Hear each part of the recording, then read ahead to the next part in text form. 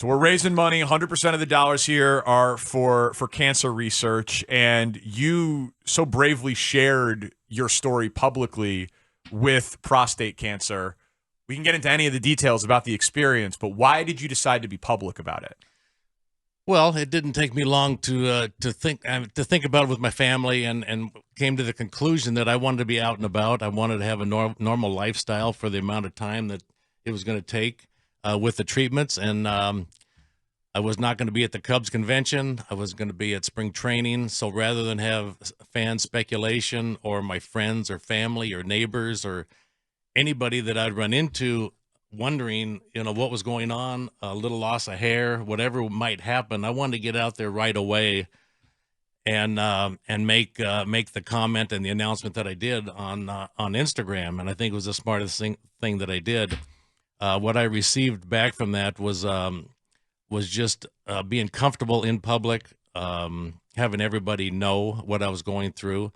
And the feedback was incredible right from the get-go. And I'm telling you, waking up at 5 o'clock in the morning and just looking at some comments on Instagram early on, and then it's continued till today, the medicine that I got from that. And then I circled early on the calendar that I wanted to throw out the first pitch. I didn't know that I'd be able to or not. Neuropathy of the feet, my feet not feeling the ground, some double vision, some heavy ringing of the ears, some uncomfortable symptoms, which, you know what, I went out there and threw out the first pitch and all that went away. So to attend games in April and May and up till now, to even early on going through chemo, to be there at Wrigley Field, be shown on the big screen, give a wave, and have everybody cheer, that took all those symptoms away for that moment that I was there. And then leaving Wrigley Field always felt so good, as if I had the best medicine possible. And so that all came from that. And I've done my best to for also awareness for men for prostate cancer, going through my journey to early testing, early detection is so big with modern medicine today. And then some of the symptoms and some of the things that is possible to go through, just to share that with anybody that might be going through this. That was the other goal. It's pretty amazing when you have something like that happen, and it seems like you truly believe, and you took the fact that people were giving all of this love to you, and it had less to do with you being the Hall of Fame player. It was for Ryne, the person, that people were showing you love and grace. How did that make you feel that people did give that way to you? I think I learned that right away through that process. It wasn't about getting a base hit, fielding a ground ball, turning double play, being a Cub. It was about being a person. And I mean, it just took it to a whole nother level of act of kindness and somebody going through this. So not only did I get an education on the whole medical side of it and what you go through and all that, but the need for somebody going through this to have support, even if it's one person in their life, but it's so important. I could not have gone through it by myself, no doubt about it. There's too much to it. There's thoughts that creep into your head, but to have positivity around you, have everybody on board, have the whole family on board, neighbors, friends, Cubs fans. I had social posts on social media from Mets fans and Cardinals fans, the big rivals, saying, we were a fan of yours, but this is different. You're a Hall of Famer now, but you're going through something that you need support. They were reaching out and making comments, didn't like you as a player, but I'm pulling for you, and prayers and thoughts with you. That it was huge. And so that's the other part of it. People do need support that's going through this. I was given that support. I still feel it today. And so it's talk about learning and having appreciation for somebody going through this, and with cancer, any type of cancer. I've learned that firsthand the last 8 months. So prostate cancer is the leading cancer diagnosis among men, second most common cancer diagnosis overall. In 2024, there will be an estimated 35,000 plus people who die from prostate cancer in the United States. These factors are facts from the National Cancer Institute. How does it change you, the diagnosis? Well, first of all, I have a huge appreciation for the fundraising and people that have provided um, for the medical research to get where modern medicine is today. I think I've been told 20 years ago, if I'd have been in this, it'd have been a whole different scenario for me. So the fact that there's money being raised today, as you know, and it happened 20 years ago, basically, I would say it has saved my life to this point. So going forward, what they could even advance it to with money raised as we go forward, it could be incredible. So I've learned that. I've learned appreciation for life, for people, for everybody that I see on a daily basis. Uh, to have strangers walk by me and say, "Love you, Rhino," and I say love back to them.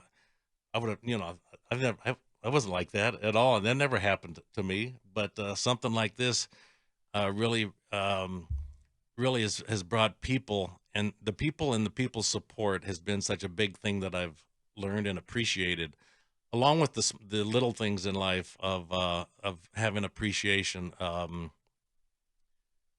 Uh, Being out in nature and taking walks. I have a bird feeder. I watch the birds every morning with a cup of coffee. That's like a big deal to me. I appreciate that. I appreciate dinners with friends, sitting down and not just going through the motions of going out to dinner with these friends or family or whoever, but really having appreciation for that time being with family and friends and people.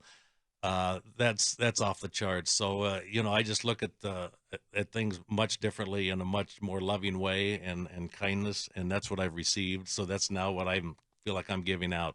What is the message you have for everybody who's done a little bit, whether it's said hi to you at the grocery store or said something positive on Instagram or even was in the crowd cheering on you and you've been at Wrigley, or also, by the way, has observed your statue and was there to support you for that? Yeah, you know what? I mentioned it in my speech. I said every fan that has reached out to me that here today that hasn't reached out to me but has said a prayer for me or sent some thoughts or thought about me or whatever.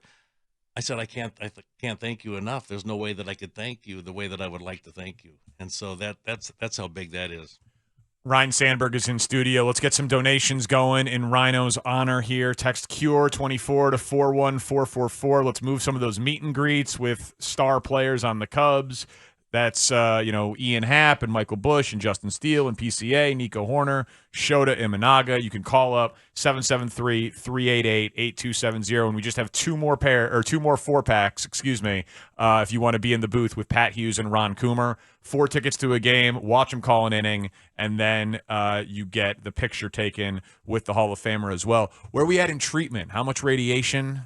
Where are we at going forward? I'm glad you asked. I'd like to make an announcement right here. First and foremost, 7:40. Just a second. Take your time.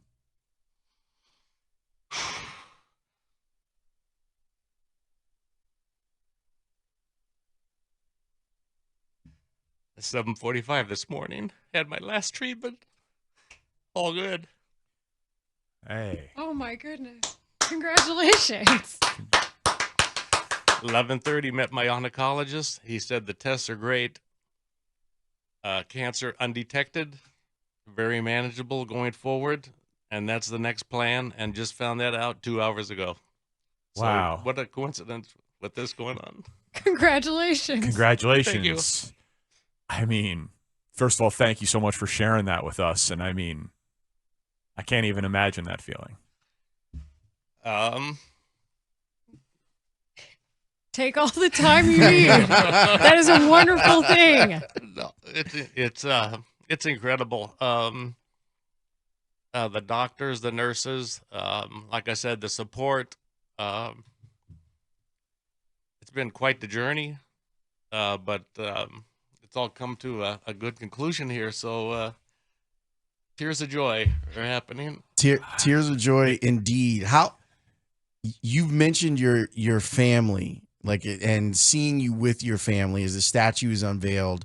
You're out there throwing out the first pitch. What they sacrificed? What has it meant to you? Yeah, it's a game changer for everybody around you, for my family, relatives, neighbors, um, and the family is you know what? They rose to the occasion right away, because after my first 3 chemo treatments, which were just getting started, um, got the news of what I had. Everything was new and fresh, and the one thing that I would say was, with modern medicine and talking to my oncologist early on, his optimism with modern medicine went a long way with me. It was like, okay, when do we get started? And so that was huge. The uncertainty was taken to a lower level, very comfortable, and I was very comfortable with that. But when Margaret and myself walked in to our house after those first 3 sessions, home for the first time, they were all there at the house, and there's 22 of us, and we spent the whole weekend together, and just told them what was going on. It was all positive. This is what's happening, and they just took it on from that moment up until now. And of course, they know about today, but I haven't had a chance to talk to them yet, because I just came from Northwestern. It was right over. This was all very convenient, by the way. yeah. Well, when they said that we're going to Took me move 5 minutes to get here, so they're like, Rhino's got to move the time until a little later because he's got a doctor's appointment. I was like, yeah, we'll do that for the Hall of Famer. Yeah, so no problem. And this is amazing news. I mean, if that doesn't get you to donate to research, Yes. what a prostate cancer diagnosis, like you said, what that was and what that meant 20 years ago to today, the improvement of science. Mm-hmm. And now today, Ryne Sandberg is cancer free. Right. So continue with that. We're gonna have a date on the calendar within a month where we're gonna all celebrate as well, because we've all been through this from day one, which was a little bit different. It was in a circle, talking about what was going on, everybody holding hands, to now 8 months later, having a celebration barbecue or dinner. So, and the family's been through all of it, and they spread it out to their friends. They've heard it through their friends, and some live in Los Angeles, Indiana, and their neighbors and friends have always all been included in this as well. So it just kind of spreads. It affects when it affects one person, it spreads. It affects a lot of people. But I can't say enough about what the doctors have to work with and the medicine. And I know that it's in all the hospitals. It's available to anybody. Early detection is huge. That makes a big difference. So just staying on top of it and get your blood work, get your blood work, get your physicals. Absolutely, And stay on schedule. and stay on schedule. Yeah, stay on schedule for sure. It just turned into it changed my whole calendar from when the diagnosis. My whole calendar changed to almost going back to my playing days and looking at the game schedule in front of me. Now this was my new game schedule. And that's kind of the way that was my mindset about this is, okay, this is what we're going to do. I'm going to take the medicine. We're going to have the appointments. We're going to stay on top of it. I'm going to eat a little bit better. I'm going to do some things on my own that I can do, and take some walks and take care of myself. But let the modern medicine do its thing as well. And it was like being a player all over again with that being the new calendar, and it changes. Margaret's by my side day one all the way through. She kept track of the medicine and the appointments and all that. That's why I'm saying about have someone going through this, having the support and having somebody else. There's a lot that goes into this, and it's for the person that's hearing that. And then, I had a little chemo brain fog and things, and short-term memory loss. I had that. So to keep track of appointments, medicine, people need help with that. Ryne Sandberg's cancer free. I mean, $23 donation in honor of Rhino's Yeah, jersey. I like that. A thousand. Yeah, so maybe get $123 donations. Let's get $1,023 donation. Make a donation somewhere with 23 in it right now, and we'll know that you're doing it because you just heard for the first time publicly Ryne Sandberg say that he's cancer free. Did you get to ring the bell? I did this morning. What was that like? Amazing. It was amazing. I got pictures. Well, you'll see it'll go out on Instagram this afternoon. So I wanted to do this first and make that announcement, and then show some pictures and things. It was incredible. I would say that I thought about it and dreamt about it quite a long time ago, not knowing what that would be like, but that's kind of a finishing line, and it was awesome. And all the nurses were around. I got to know the nurses and the people that are there and the caretakers. You get to know them almost like family. And I'm glad that you brought up that point, because I've had a couple of stints in the hospital, and I always think that we don't talk enough about what nurses do, because they're frontline. Like, you see your doctor, but the nurses are the ones where you're having a rough day. They're the ones that will help you. They're the ones that will sometimes literally pick you up out of a bed and help you get to the bathroom or back to your bed. So you thanking them, I think, is really important. It's very powerful, because they're not out here making big money. Most of the people who are in nursing are doing it because they want to take care of people. And when you have a good group of nurses, it's amazing what it can do for you. And they wear all of that stuff, all the stuff that's happening to their patients. They wear it in a way that's different. And so I'm like tearing up thinking about how happy they were to see you walk down and ring that bell. No doubt. And I mean, almost like extended family. Right. No question. The job they do, and Chicago has some of the best, no question about it. And they're spread all over Chicago and the different hospitals here. But yeah, I can't do without them either. It sounds like you had a new team and a new goal. Oh yeah. At the end of the season. Well, I've had several teams. My family was my team. My wife Margaret, team captain, all the way through. Her life's changed, but a team there, a team around the neighborhood, around the community. That was a team at Wrigley Field once again with the fans and everybody.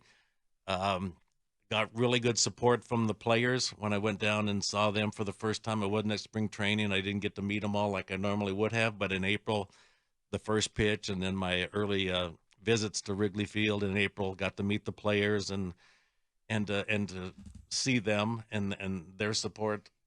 It's been nonstop. It really has. And what can I say? Today's here, and it's all helped. That's what I can say. It's all helped, no doubt. Well, thank you for sharing the great news here on The Score, Ryne. Hey, wouldn't want any other way. This is pretty awesome.